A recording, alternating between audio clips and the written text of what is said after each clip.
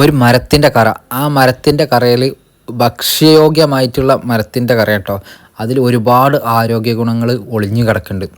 അപ്പോൾ ഇങ്ങനെ ഒരു സംഭവം എനിക്ക് പരിചയപ്പെടുത്തി തന്നത് ഈ ഒരു കടയാണ്.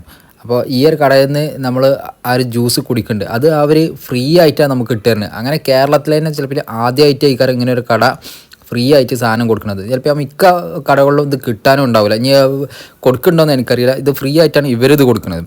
അപ്പോൾ കെമിക്കലൊന്നുമല്ല, ഇത് സാധാരണ ആൽമണ്ട് വൃക്ഷത്തിൻ്റെ അകത്തുനിന്ന് ഉണങ്ങി ഇറങ്ങുന്ന കറയാണ്.